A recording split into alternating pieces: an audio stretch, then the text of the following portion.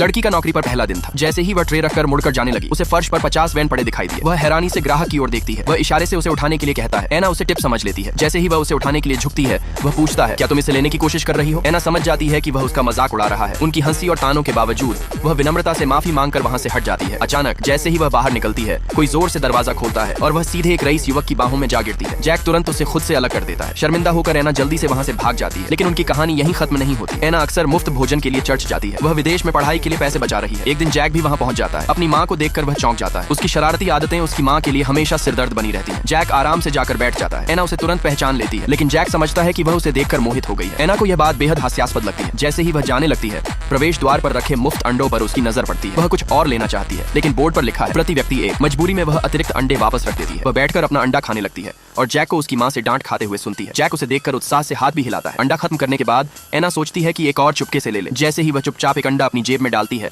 अचानक जैक सामने आ जाता है और वह घबरा जाती है। एना बेहद शर्मिंदा हो जाती है, लेकिन हैरानी की बात है कि जैक उससे कहता है कि वह कुछ और भी ले सकती है। एना के मन में हल्की सी झिझक और शर्म महसूस होती है। उसे लगता है कि शायद वह इतना बुरा नहीं है, लेकिन अगले ही पल जैक कहता है कि ज्यादा अंडे खाने से बदबूदार गैस होती है। एना गुस्से से भर उठती है। एक और दिन एना भीड़ भाड़ वाली जगह पर मक्के की टोकरी लेकर बेचने जाती है। जैक उसे तुरंत देख लेता है। उसे ग्राहकों को मनाने के लिए जूझते हुए देखकर जैक को यह पूरा दृश्य बड़ा मजाकिया लगता है।